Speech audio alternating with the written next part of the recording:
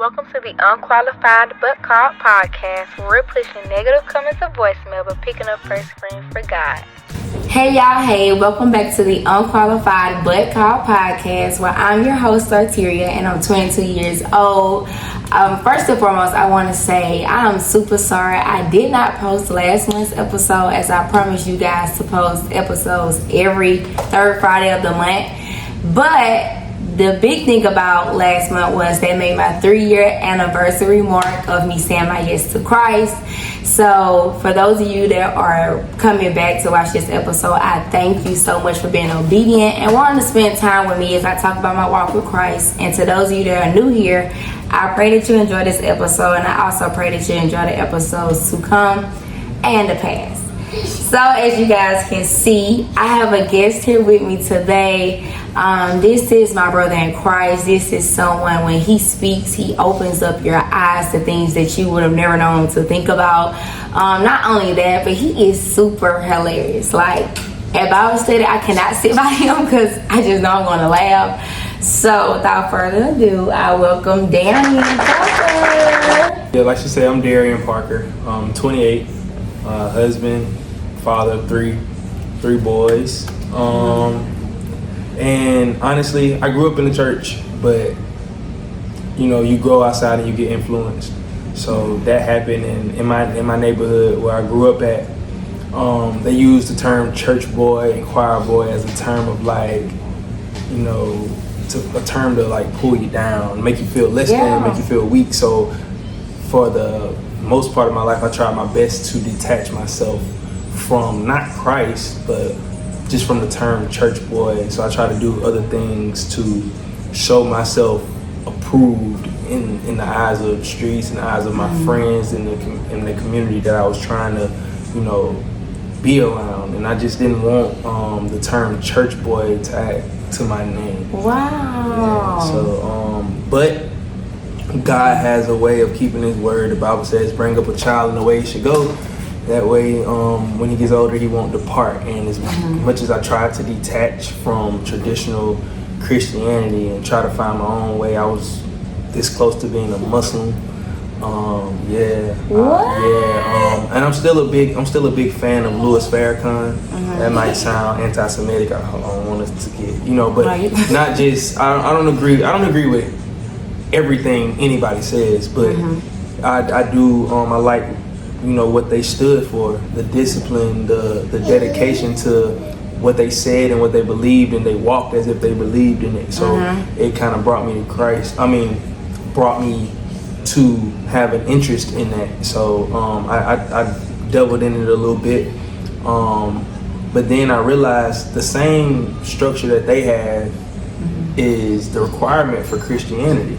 They just stick to it. We try to find ways to get in and out of it. And it might not be a bow tie and a suit every day, but just make sure you're disciplined. Make sure you have a structure, right? Get your house in order. That means, man, make sure you're doing things decent and in order in your everyday life. And I still struggle in that aspect. I think we all do, honestly. So, but yeah, that's me in a nutshell.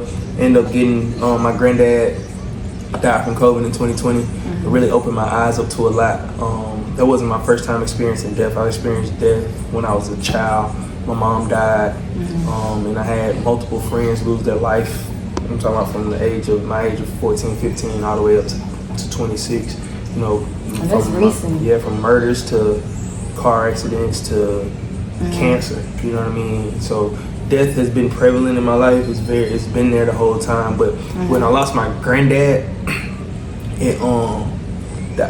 that was God's way of kind of like removing that middleman type deal, because my granddaddy was the one that made me go to church. Yeah, my granddaddy was the one that made me go to church. My granddaddy was the one that made me be involved in Sunday school and stuff like that. If you was gonna stay in his house, you had to get up and go to Sunday school.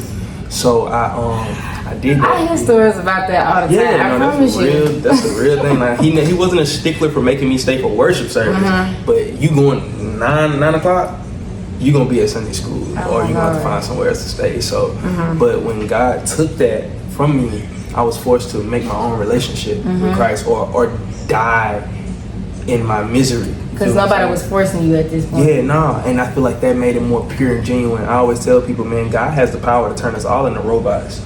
right? And make us all do what he's asking us to do, and make us all love him and worship him. But then it ain't genuine.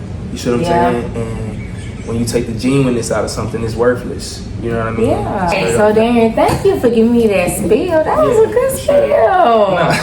Like, no, for real. That's my life. I feel like you broke a lot of stuff down, and I feel like a lot of people can relate to that. Like, growing up with a family member telling you, listen, if you're gonna spend a night here, like, you're gonna have to go to church. Me personally, I didn't grow up with that. Like, I wanted to go. And I'm gonna be honest, sometimes I hate to say that because I just was never a problematic child. Like, I had my attitude, but as far as I just was all good around child until I got a teenager. That's when the attitude come. But like growing up, I used to love Vacation Bible School. I love Sunday school. So when I said my yes, it's not particularly like everyone might say the yes. Like they just was out there wilding. It wasn't like that, but I do still believe that within this episode we will talk about doubts along the way. And I do believe that we have some good advice. Okay, so y'all know I love coming from scripture, so I'm going to paraphrase Luke 7, and this is after Jesus was baptized by John the Baptist. So now he is with his disciples and he's doing what Jesus does per usual, and John ends up in jail. And so while John is in jail, I feel like doubt began to set in for him. And the reason I say this is because he sent out 2 messengers to go and ask Jesus, are you the Messiah, or do we need to keep looking? Mind you, this is after John baptized Jesus himself. And I feel like that's just an important topic to talk about, because after you say your yes, it's not going to be easy peasy. That's just the real about it. Thanks. It's not going to be easy peasy, and that leads into my first question is for you, Darien. On your walk, has there ever been a moment or a time where Jesus promised you something and you doubted it? So I feel like this. I feel like we can free somebody with this, man. You are a human being. You know what I'm saying? And you have a finite brain, meaning there's limitations to your brain, right? And God is a God with no limitations to his ability to think, his ability to reason, his ability to plan, to have provision, right? Oftentimes in the Bible, that's why the Bible tells us, for we walk by faith, not by sight, that we can only believe as far as we can see type deal, right? And what I'm learning is God don't really start working until you get on the other side of that, right? So as far as you can see, that's you. It's till now I can't see no more. God, like, boom, this is my starting ground. He starts with the impossible, right? So that's so good. So like when anytime doubt sets in, bro, every day I doubt my calling. I doubt my salvation sometimes, right? I doubt my. My God. Yeah, no, for real. I mean, I just think people need to understand, man, that it's not the doubt that's the sword or the separation. It's the unbelief, right? So like, if I can break that down, like I was thinking on the drive over here, right? The difference between doubt and unbelief, and somebody might say there is no difference, right? But to me, there's a difference, right? So doubt comes from not knowing, right? But unbelief comes from you proving yourself to be someone that I can't believe in. God doesn't fit in that realm. You see what I'm saying? He's never proven himself. You feel me? I don't want to pause you because you're rolling. But what keeps coming to mind is that part in the Bible where the father had his son.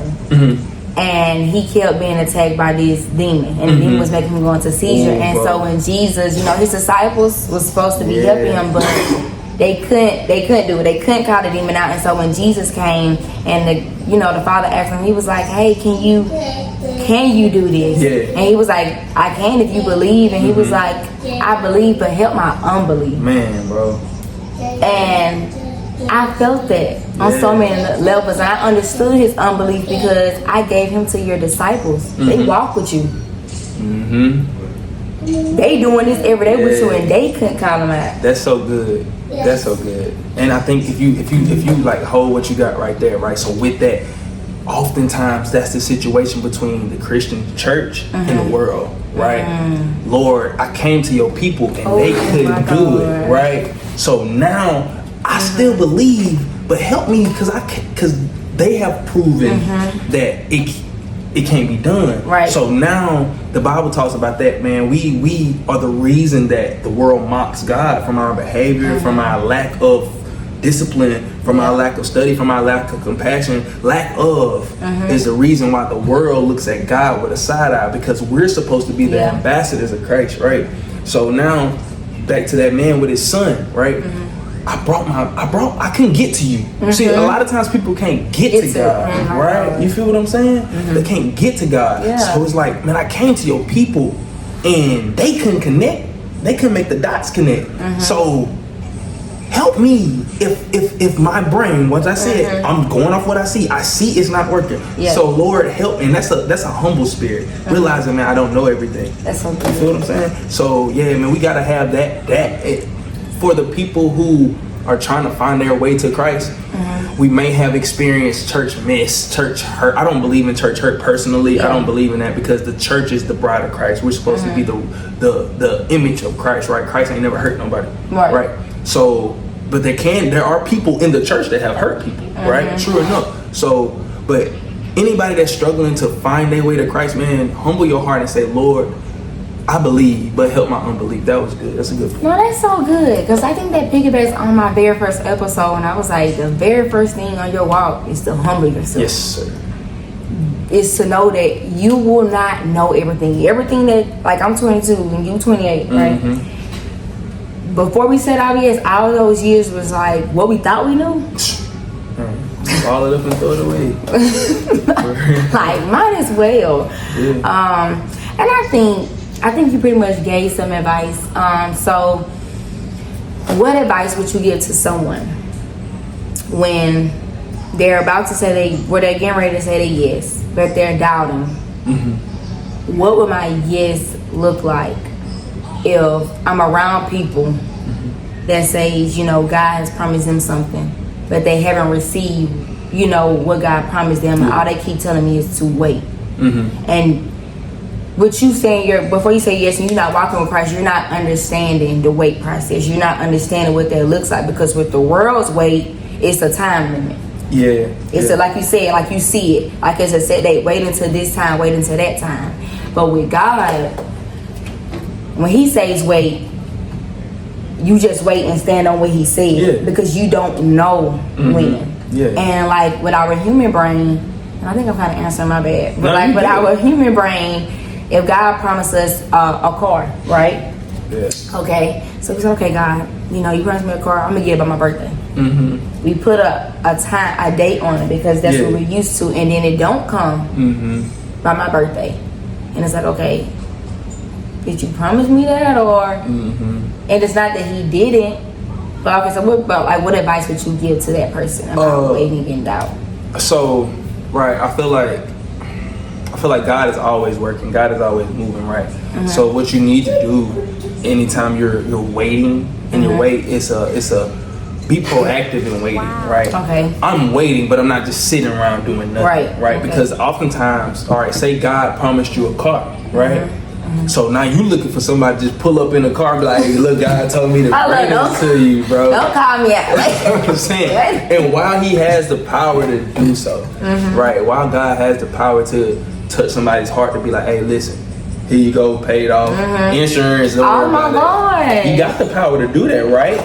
But what do I learn with that, right? Think about this. I always bring up, I did a sermon that said, I think the title of it was Process to the Promise, right? And it was talking about the children of Israel, right? Coming out of Egypt, right? And how their walk was only supposed to take like 6 days, 7 days, right? But it took them 40 years, right? So you think about that. Dang, not even months. Not even months. For 40 years, bro. 4 generations of people dying. Like, and we could have been there in a week. Most of them that was supposed to get in there did not. No, why? Because their heart wasn't right. You see what I'm saying? So the thing is, what I'm saying is, while God had the power to just obliterate everybody and be like, here y'all go, there's no lessons being learned there. So oftentimes God works through a process to His promise, right? So while you're waiting, say, okay, I'm waiting. And God, I feel like you've told me this. What are you doing? So in God's way of doing things, your car could be you losing a job, right? And I say that to say, God's showing you like, do more with less, right? Learn budgeting. Because when I give you this car, if you ain't got no discipline, we're gonna be right back here in 6 months with you on your knees begging for another car because you ain't have no discipline. So how about we start there first? Let's start with budgeting first. Let's start with paying your bills on time first, right, Darien? Yeah, my fault. But let's start with that, right? Let's start there, and then once you've gone through the process, once you get to the promise, you understand how valuable it is. Man, it's a difference between kids who mama gave them a car at 16, right? Yeah. I don't know who I'm talking about, and then kids who had to work jobs after school, co-op, getting out of school, finally save up $1,500 to go buy them a car. Then they daddy say, hey, wait, nope, not that one. We gonna take our time with this, because anytime stuff is rushed, things are missed. You see what I'm saying? You ever rush to get out the door, you always forget something.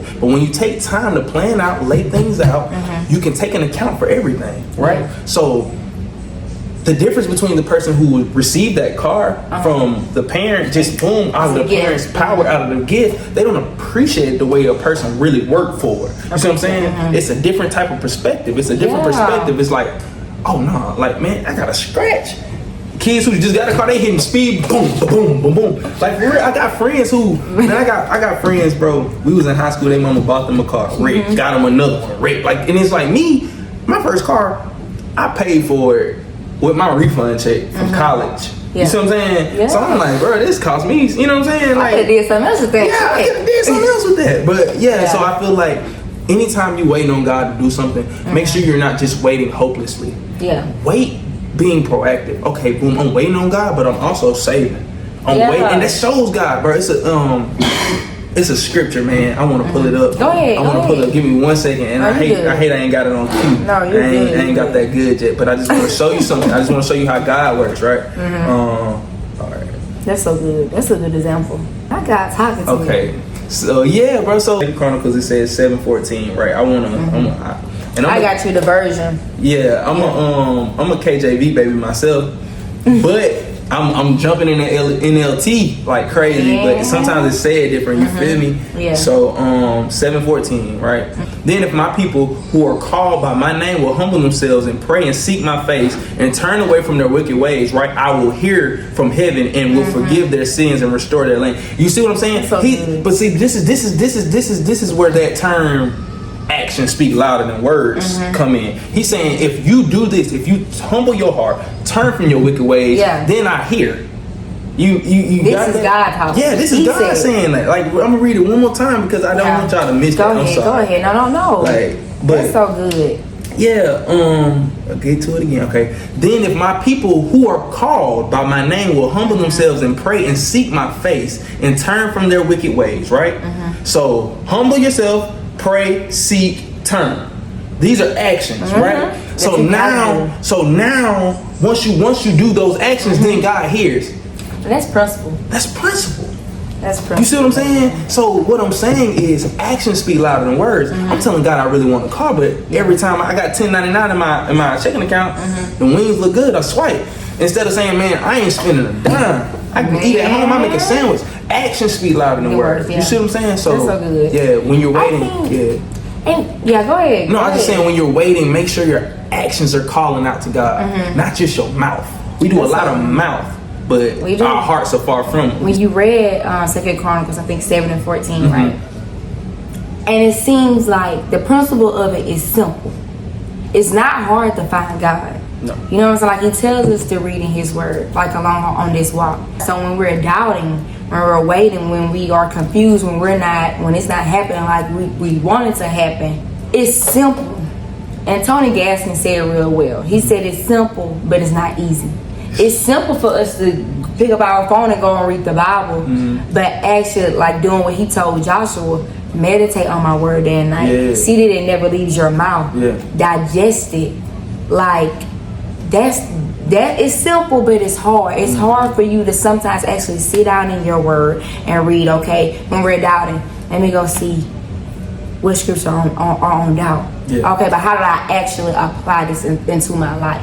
Yeah, making things applicable is the key, right? Because it's like we go to, and this is my thing with going to church, right? People go to church, right? But go to church in expectation. Not in expectation for the choir, not in expectation for a certain face to preach to you or whatever. Go seeking the presence of God, right? And listening with an ear of the Spirit saying, okay, I can take that and make it applicable to my life, my everyday life, right? Yeah. Because if you don't, then you just like, I think it says it in James, a man who looks in the mirror and as soon as he turns away forgets what he looked like. You just go to church and then, oh, that was good. What he talked about? It was good. Like we ain't got no. People don't take notes no more. And you know, back in the day, old Baptist churches, Granny used to take a pen to the back of that program and slide it in the Bible, and it was there. And my grandma Bible, he was writing up in it. We still got programs from back in the day with her writing on it, and I think that's good that you said that. I think it is important to take notes while you're at church, even if you gotta take it on your phone. Go back and read over. Go back and understand like what was God trying to say to you in that moment. So you kind of hinted on earlier in like your intro where you were saying how you wanted to get away from that perspective of church boy because that's what society would be calling you. So when it comes to you saying your yes with society, what are some other doubts that could contribute to you wanting to back off, wanting you to not go all the way in, and what is some advice could you give? Me personally, sometimes I question, is it worth it? Like, you know what I'm saying? Like, is it worth it? Because you start to compare. I compare and me and Brad talk about this a lot, right? About how much grace we gave ourselves when we was in the world, but now we come to Christ and it's like, bro, you nothing. Every time you, boom, going to hell. Like, it's like straight up. Man, that's so good to talk about that though. I think it kind of taps into what you saying, like you doubt your calling sometimes. Every day. Every day. But so with that, that's one of my doubts on this walk, right? Because I come from, like, I still got homeboys that's in the street, still got, you know what I'm saying, still got little partners that's whatever. But you know, trying to be like, bro, is it worth the ridicule? Is it worth the slander? And it is. That's why to suffer with Christ. You see what I'm saying? Like the Bible is perfect, bro. The Bible was written. He tells us though. 2,000 years ago. He's like, listen, it's gonna be hard. Jesus said, you know, bless those who have not seen me, because they gonna believe without seeing. So that's our generation, right? We 2,000 years removed from Christ, right? If we going by that calendar. But yet we still believe it and going through stuff, right? And mentally, emotionally, spiritually, physically with relationships and whatever, with friendships.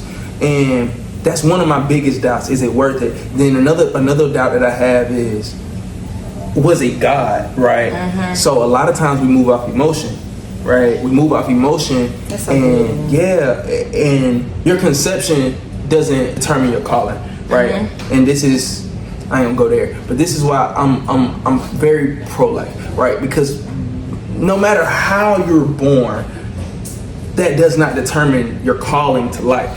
Same thing with when you bring that into the Christian realm, right? We're reborn, so we're newborns. No matter how I was conceived, no matter what happened to bring me to Christ, that doesn't determine my calling. You got people who was raised in the church 40 years, and all they called to do is be an usher, right? But then you got a man who ain't never heard a pastor till he was 28, and he called to lead a church. Your conception does not determine your calling, right? So I have to remember that oftentimes too. Even though I was raised in the church, I tried my best to detach from it, right? Because I had the background information on what was going on behind the scenes, right? And stuff like that. And that's schism in the body, right? And Paul talks about that. Let there be no schism. Let there be no division. Let there be no ruffling of feathers and all that in the church, right? So I had that, right? So it still leads to my doubts today. Like now I wake up, some days I be like, bro, I don't feel like praying. I don't feel like reading. I don't feel like, you know what I'm saying? Straight up. And what I'm learning, man, I have to be honest with God, especially with God and myself, right? Because I was praying last night and I was just telling God, like, man, my heart ain't where I thought it was, right? And that's where he can start from. That's that humbling yourself, right? I'm humble. Lord, I ain't got the answers. I deserve to go to hell, but thank you. You know what I'm saying? That's when that thank you comes from. Yeah. So I hope I answered that question right. No. That's the question. No, I think you did. Like, I think you answered it better than I asked it. For real. Like, you told them about your perspective, and that's good because, like, you're a minister, right? Yes. He is a minister, y'all. I forgot to put that in his bio. I did his too. Intro. I'm real quick, bro. Yeah. I hate that, man. So I go to a traditional Baptist church, right? And I hope don't nobody see this because they gonna be like, what? But they always, hey, Rip, what? Man, my name is Darien. You've been calling me Darien for 28 years, man. Call me Darien. Nah, all of a sudden I'm straight real. up. Yeah, now I'm real. What? No, Oh my gosh, So, I think that's just so good. Yeah. Because you can be in such a great place. Like I said, 3 years. I'm not talking about years, but I'm just saying, like, actively attempting every day my best to walk with Christ. And I still have these doubts to where I was just having a conversation with my mom the other day, and I was like, I just don't know what I'm doing. I feel like I'm lost. I feel like I'm just out of it. I feel like I don't know what God has for me to do. And it's coming from doubt. Yeah. It's coming from the, like you said, we have a limit. So oftentimes we limit God. Oh yeah. And like you said, he's a limitless God. That's good. And so it's about breaking down that barrier in my mind. Like, I cannot put a limit on him. I cannot box him in. And we do that a lot, and I do that a lot. And so that led me to saying, I don't know what I'm doing. Like, I just feel like I'm lost. I didn't post in November, and I'm gonna be honest with y'all, like, I cannot give y'all a real reason why I didn't post. Yeah. I just felt so out of whack. And I think the biggest thing for me, though, and I want to tell you guys and share this with you, is to stay the path. Yes, sir. Like, get back up, though. Like, feel what you feel. What's that song that's coming to mind? Where it say, like, if you're gonna be sad, but joy comes in the morning time. If I find a song, I'm gonna put it like up here. It's by Tribbet. He say, if you're gonna be sad, make sure that you sad, but like joy comes in the morning. Yeah. So it's just like, that came to my mind because it's like, okay, feel what you're feeling. Yes, sir. Feel what you're feeling so you can be honest enough with God, like you were saying, so you can fully get it to him. Like, you know what, God, I did not trust you in that area. Like, you know what, I could not see how you were going to work that out, and I need your help with that. Like, yes, I doubted you. I know in your words it says that you can do the impossible. Yes. But that right there seemed like you could not do it. Yeah. And it helps me to get back up and keep going, because for a long time I could not be honest with God. I feel like he couldn't handle the realness. I feel like I was going to be so harsh, or I felt like I was just going to be so rude, or I felt like I just couldn't be an open book with God. Yeah. And when I read David, man, I'm like, speaking of David, it's a song. I think it's a Psalm 94, right? I think I got it highlighted too. 1 second, I'm gonna read just a piece of it. It says, I cried out, I am slipping, but your unfailing love, O Lord, supported me. When doubts fill my mind, your comfort gave me renewed hope and cheer.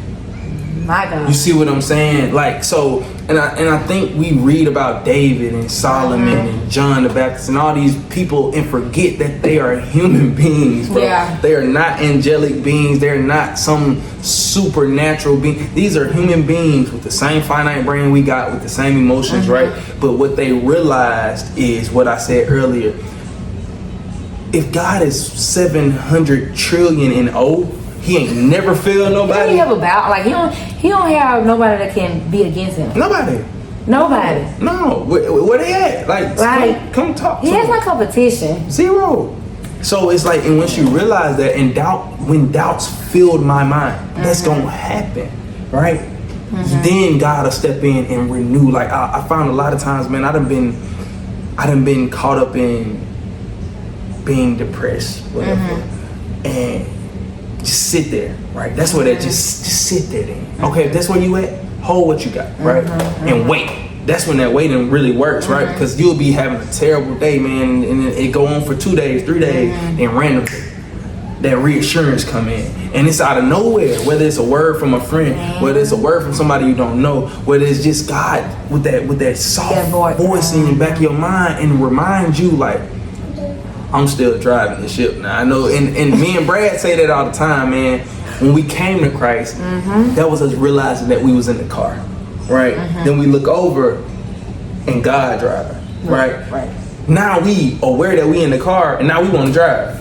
I got it. Let me Pull over. Let me try it. And you like, let's change spots. Yeah. You do it unknowingly. Yeah. You it's like a habit. Mm-hmm. We do it unknowingly until we get into that spot where the consequences. That's what I want to talk about. Ooh. You get into those consequences from your doubt, Mm-hmm. and it's like, oh, when I start driving, when I forgot to let God be the head up in here. Yeah.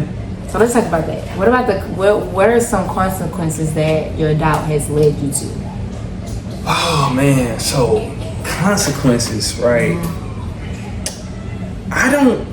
Me personally, right? I feel like God has covered me a lot, right? I'm talking about it's consequences that I probably should have had that I didn't, you know. And but that's God. Glory to God, His mercy. That's great, yeah.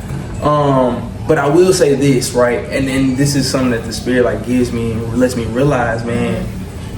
Doubt and fear kind of go hand in hand, right? And realizing that God didn't give us the spirit of fear.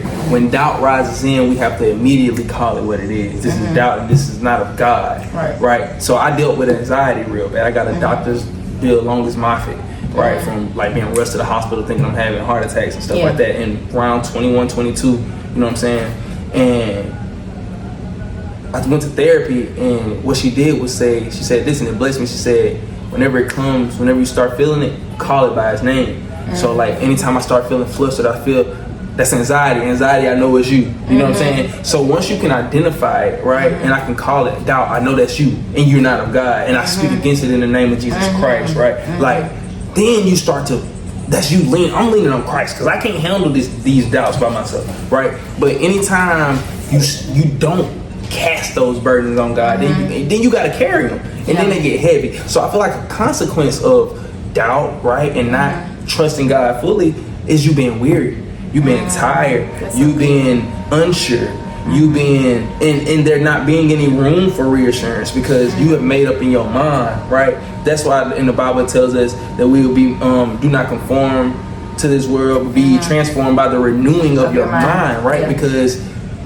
making a new mind, that's where God starts, right? So people probably heard this before, but the Greek word for soul is psyche, right? Where we get psychology from, right? So telling us that your soul is your mind, right? So be renewed be born again and renewed by the renewing of your soul. God's trying to change the way you think about yourself, and doubt starts inwardly, right? I start doubting me before I doubt anything else, right? And now I'm, like you said earlier, I'm projecting that on God, like the doubts that I have about my limitations onto God, and God like, all right, now I can only do what you allow me to do. You see what I'm saying? So I feel like a consequence of doubt is getting in the way of your blessing. You see what I'm saying? Your doubt can hinder you because like I doubt people. I used to say this, I don't do people.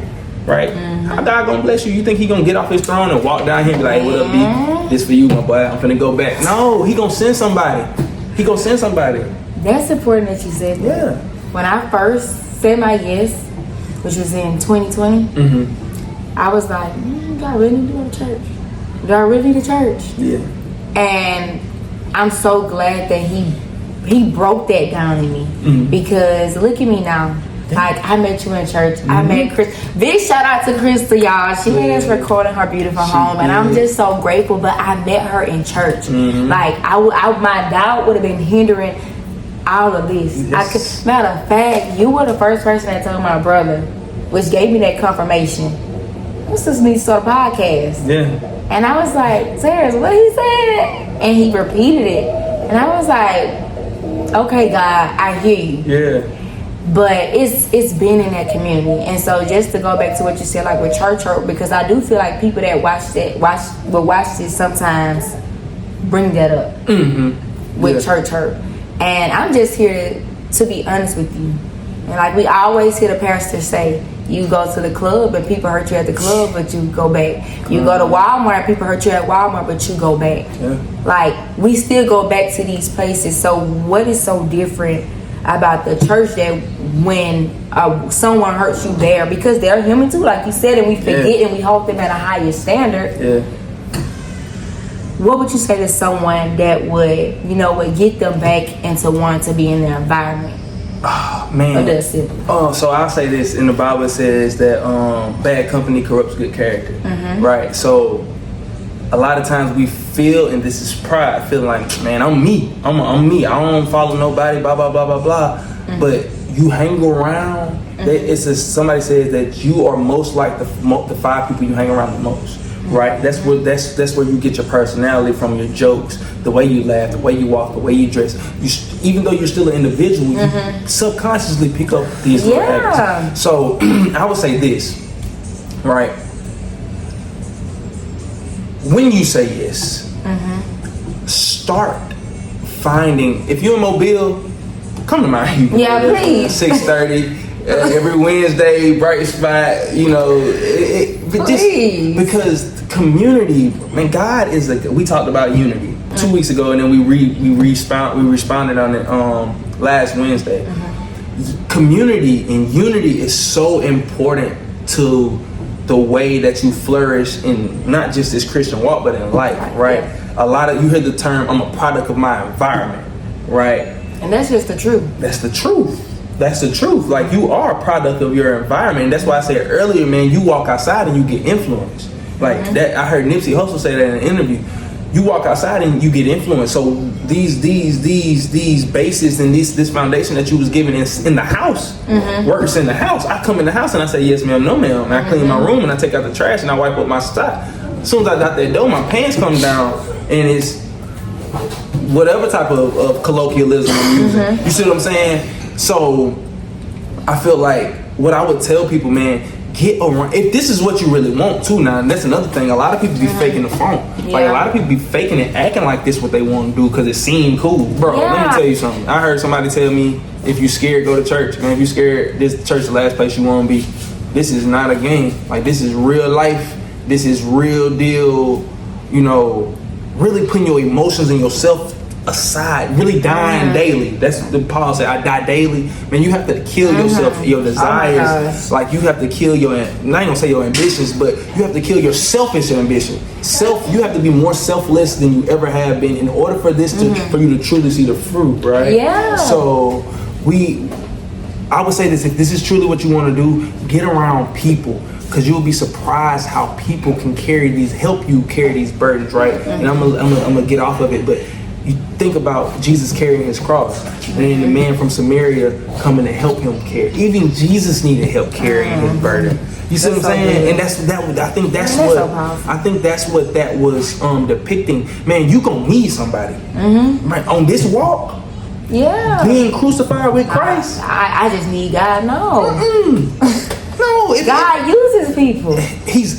You need to know him. He sent the prophets anytime somebody had a problem. He didn't come down and say, all right, I'll fix. He said, hey, go tell him I heard him. But they rejected the prophets because we don't do people. And then you miss your blessing. And then you ignore everything he said, and it come to pass, and you like, Lord. And he's like, man, I sent them to tell you. And you rejected them. Man. So, yeah, man.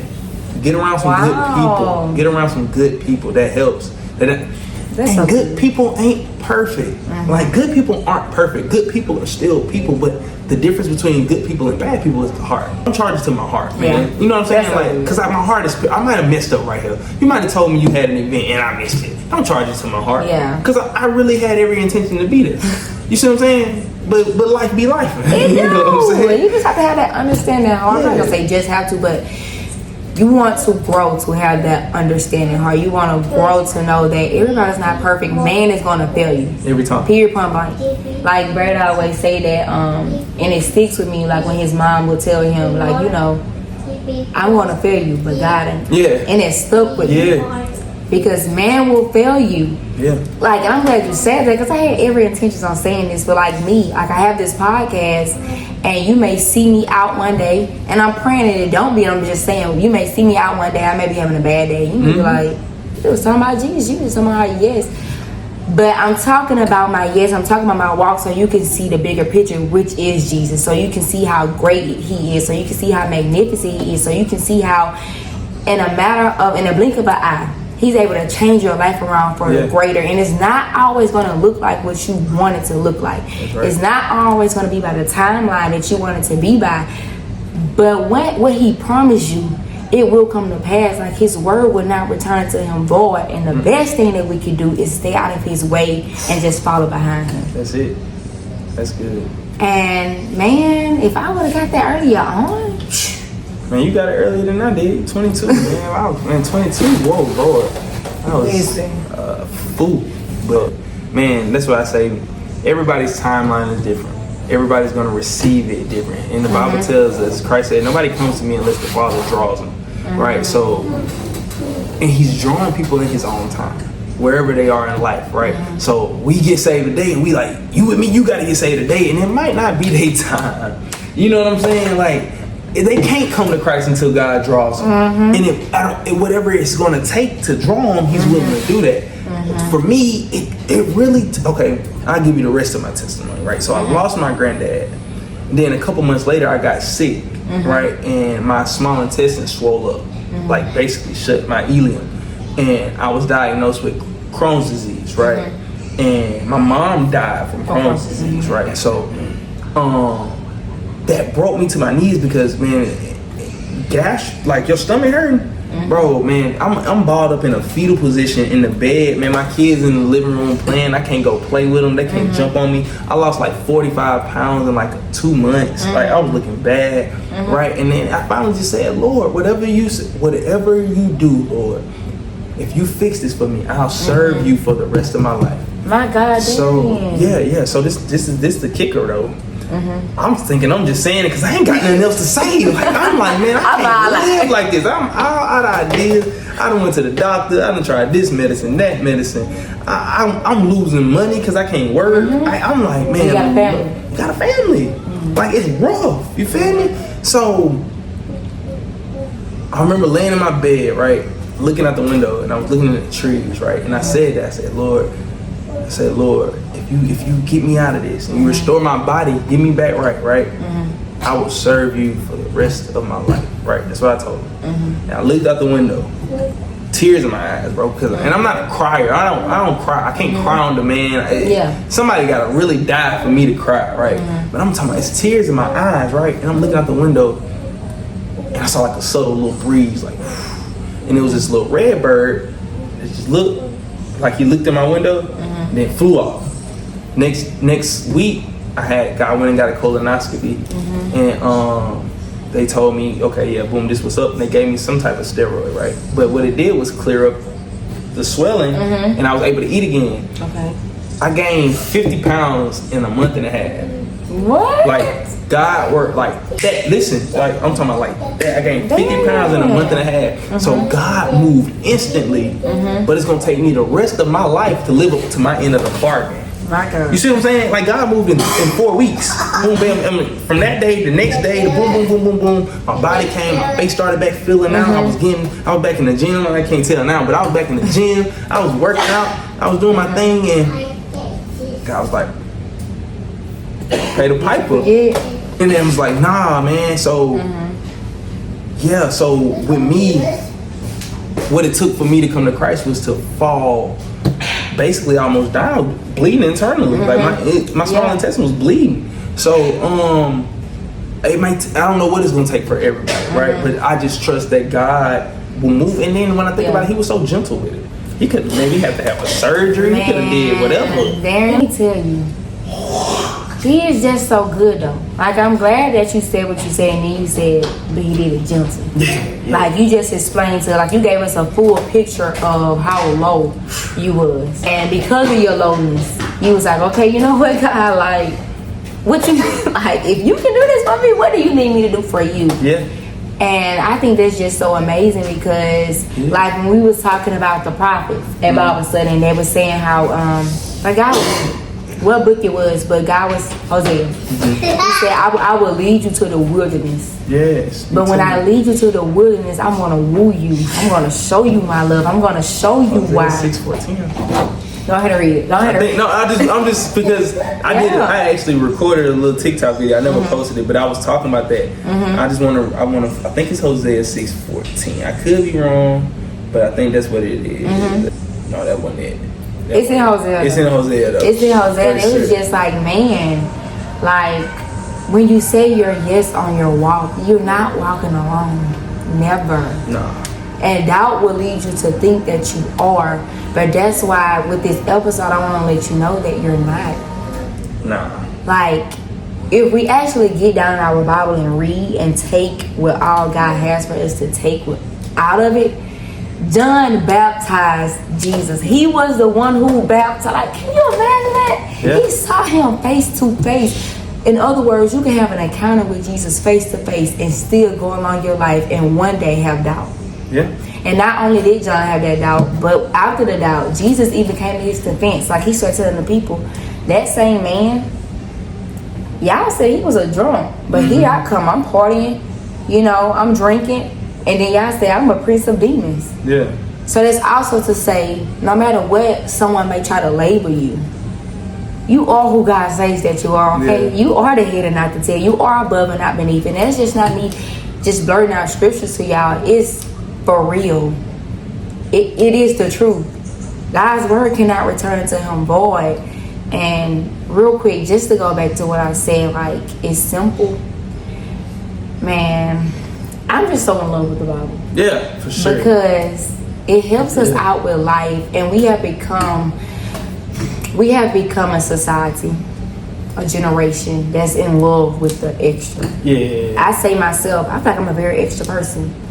But with God, I do like, I'm over the top. Yeah. And we have become a generation that is like that, and with God, it's so simple. With God, it's just like, read my word, meditate on my word, digest it.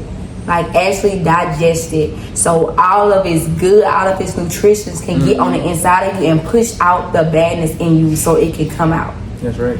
Man. No.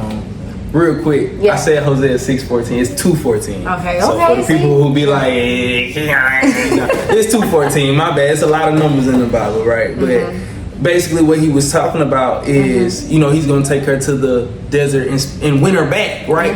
And that goes back to what we was talking about. God made man because he wanted a family, bro. He could have made whatever else he needed if he just wanted to reign supreme over here. It was nothing that could compete with him anyway. But he said, I really want a relationship, bro. And once you start to realize the tenderness of God's heart, like how tender he is for you, like, okay, I got 3 boys. I love all of them dearly. I love this work I do. I'm not sending my child to die for nobody. You feel what I'm saying? I was gonna ask you, like, cause I was thinking like that. I got one son. Yeah, I'm not sending neither Kaylin Michael, Casey Malachi, Kobe Messiah, ain't neither one of them going to die. I'm with you all the way. So, but you think about God, and I think that we when you have a child and you watch them grow from like a baby, boom, milk, then little baby food, then playing with rattlers, and then trying to crawl, then stumbling and walking, and then when you think about Jesus' life, he grew up in front of God like that, from a newborn all the way up. He did. Precious in God's sight, right? Then, but God's knowing, like, this is my perfect sacrifice for all y'all who don't even think twice about me. So, man, it gives you it should pierce your soul when you think about what Christ did for you. When he didn't have to, because we forget he was 100% a human being. He had a choice, and that goes back to choosing Christ and why it makes so much sense and why it's so important to him that you make the conscious choice, right? To say, I want to love you, not just because you all powerful and you can send me to hell. Okay, yeah, but because of who you are. Yeah. You know what I'm saying? You know the song, because of who you are, I give you glory. Because of who you are, I give you praise. Yes. That's one of my favorite songs. But just because of who you are, like, it was in you to say, you know what? I'm gonna make an atonement for sin with my blood. Even I did nothing wrong, 0 wrong. Looked in his cup and said, Father God, if there's another way I want to do it, but nevertheless, that's probably one of the most beautiful passages of scripture in the Bible. Nevertheless. Like, because it showed us Jesus was like, I don't really want to do this. I don't want to do this. You say yo yes. Come on, man. You know I hate you to say yes. I got it. Oh my God. Look, all I ask you to do is say yes. I got you the rest of the way. Everything else, bro, I can do. But man, bro, that's never. Man, Bible is so good. Yeah. I truly think we miss out on life. Oh man. Man, cause the Bible, like I don't want to sound like a geek of the Bible, but I am. Cause it really is so good. I cannot stress this enough. It really is so good. So that's why I say, get you a version that you're able to read, that you're able to understand, because we miss out on life. Like the enemy will have us thinking that we can go to church and listen to the pastor, and that is great. But don't let him stop you from thinking that's all you need. No. Like, no, I need to read the word. Why? No, you do. And that's just the schemes of the enemy. Yes. He ain't all that. But he done been around. And that's the thing, I think. So, I say this to my Sunday school class, right? Mm-hmm. You come to church, right, for 2 hours on a Sunday. Mm-hmm. And I don't know how many hours in a week, but just say we work a regular 40-hour week, right? Then you add whatever, however many hours in a week, I don't know. But you only spending 2 of those in the spirit, right? And that's how your spirit eats, right? But as soon as so I said this, do it like this. On Sunday after church, go to Big Mama house, my dad house, whoever house y'all go to, and eat as much as you want right there. And don't eat again till next Sunday to after church till you go to my dad's house and see how much strength you got, right? That's a good fast. But you gonna crawl in there. Somebody gonna have to carry you, and you ain't gonna be able to make it. So that's what I'm saying. But that's what we do to the spirit. We have to remember we are triune beings, body, soul, spirit, right? Both of these. I'm not gonna do that on the camera. But both of these, the spirit, the soul. The spirit and the flesh are in a tug of war for the soul, for the mind, right? So if I'm feeding my soul garbage from the world all week, from sisters, I know you girls like sisters. My wife likes sisters. I'm talking about make me watch it every Wednesday. It's garbage. It's garbage. From the music, right? Conversations that we have about nothingness. All this is feeding the flesh, but my spirit only ate for 2 hours that Sunday. And I wonder why I'm down. Even if you go to a small group, we go there, we stay there about 2.5, 3 hours. You don't have to do that if you come, but this is what we do. We hang out. But still, okay, so I take the 2 hours in, but the 3 hours, that's only 5 hours. The rest of the week is garbage. So in order for and you wonder why you leave church filled up, you ready to tackle, you ready to demon slay. Then Wednesday come and you fall. Because you weak, you gotta eat. That's so good. You gotta eat this word. Man shall not live off bread alone, but by every word. That's what he's telling. You gotta feed. I'm not saying don't eat. I'm finna go eat as soon as I leave here. But for real, I ain't playing. I'm finna go grub. I don't know. But don't neglect the fact that my spirit hungry too, right? I heard this analogy, right? It was so good. I couldn't wait to use it. Oh my God. So we gotta hear it. You got a tiger in the dark and a tiger in the light. Okay. Right? Which one's gonna live the longest? The one in the light. I would. Whichever one you feed. Oh wow. Whichever one you feed. No, but for real, because I ain't gonna lie, when the first time I said the one in the light, of course, right? No, whichever one you feed, because if I got this light over here, but I'm not feeding it, that thing, as long as I feed it, can stay alive in the dark and get big and big and big. That's what we do to our soul. Darien. For real, that's what we do. Man. We feed it. We feed into negativity. We feed into the drama. We feed into mess. We feed into lust. We feed into all this stuff and wonder why the spirit can't pick. Because it's basically Kimbo Slice fighting one of my children. They're too small and malnourished to fight that. You see what I'm saying? Yeah. But if I'm feeding the spirit, fasting, praying, doing all these things, when that comes up, I got something to fight with. So, yeah, man. That's so good. And we're not just saying that, like, it's easy. Like, fasting is easy to do. But one thing that I did learn, that walking with Christ, he shows you how to go about it. Yes. He takes all the obstacles out the way and shows you plain. Like, it's not hard to find out. Like, he's not a puzzle. It's not some that you gotta solve. Okay, let me move this here and put this here and put this back in. He's not hard like that. No. And coming in, I thought it was like that. Coming in, I thought, man, if I ask God something, I don't know if he ever gonna like speak back to me. I don't like how long I gotta wait for this. But it's like, say your yes anyway. Just say it. Say it, look. But it's also about actually walking that, actually attempting to. Starting slowly but surely, allowing God to know, like, okay, like you said, working, allow him to know, like, I do want this relationship with you. I know it's hard to pull away from friends that you've been with for however long. I know it's probably hard to stop gossiping. You've been doing it all your life. I know it's hard to stop doing this, that, and the third. I can't put a whatever on your sin or whatever makes you fall. Whatever makes you fall. I know it's hard. But this walk with Christ is so rewarding. Yeah. I never would have thought I would have been here now sharing God's gospel. Well, I would have ministered. I'm just saying, but like, no, for real though. So with the term minister, right, and why? I heard a preacher, man. If anybody listens to like YouTube pastors, man, Philip Anthony Mitchell breaks the Bible down. Oof. But he said that basically our generation and our world now glorifies calling. This is not nothing to glorify. Like, I'm waiting on my calling. Like it's just a badge of honor. No, you get no honor here. You won't get your honor until you leave here. And it's crazy. Everybody want to go to heaven, but don't nobody want to die. Right? So, just being real. But with that, right? With that, the word minister just means a servant. The word minister is, I'm a servant.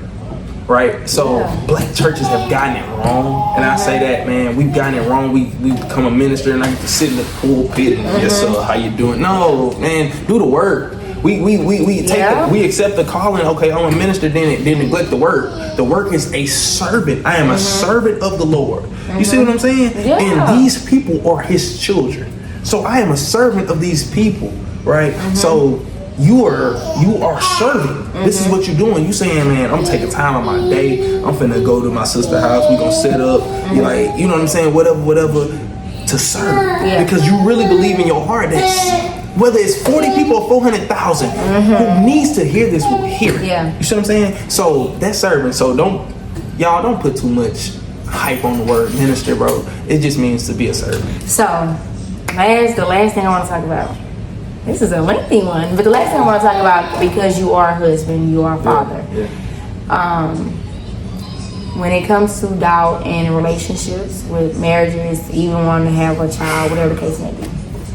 Okay. What is your one piece of sound advice that you can give to those that are watching on their walk? In the confines of a marriage, right? Covenant, right? So realizing that the reason I work to be faithful and stuff like that is not because of her. It's because now we brought God into this, and it's a covenant with God, right? So it's like, it's not just this, now it becomes a triangle with God at the top and us right here, so He can pour down into both of us. Listen, you are a human being, your partner is a human being. There's a lot of grace to be given, and if you're not prepared to give a lot of grace, leave it alone. Just wait. You know what I'm saying? Just wait. If you're not, if you have any doubts, if you have, right? So the Bible gives you the option to divorce under the term of adultery. Right now, you can call it quits. Right, but other than that, it ain't no such thing as divorce.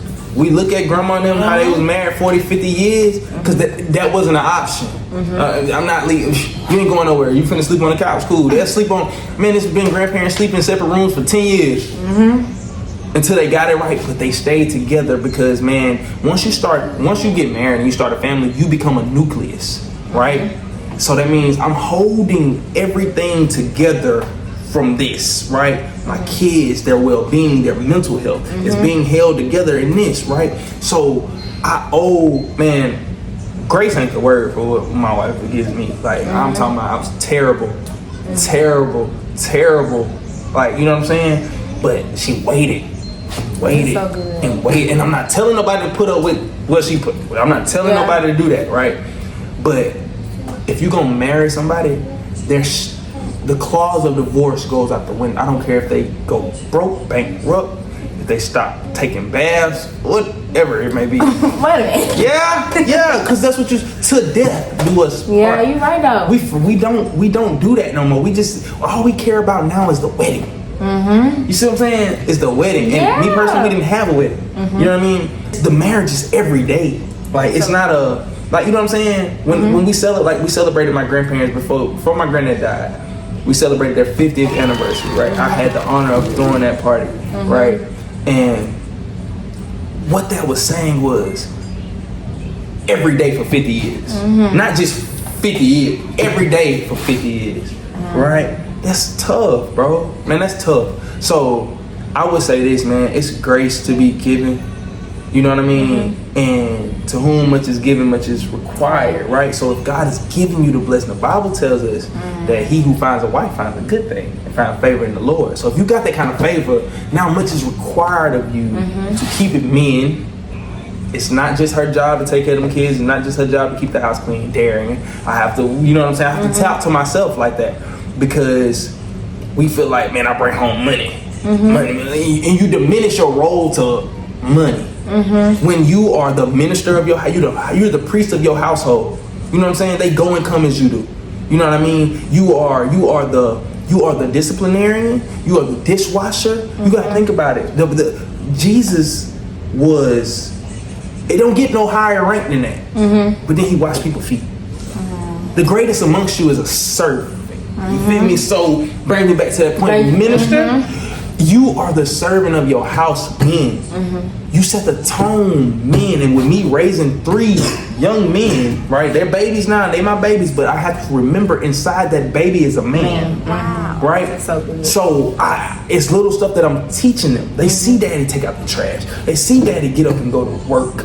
You feel what I'm saying? And I thank God for my first son because he brought everything full circle. He made me. That was God's. To me, and I ain't quick to say God said. I don't do that. But to me, that was God's way of saying, you can get with this or you can get with that.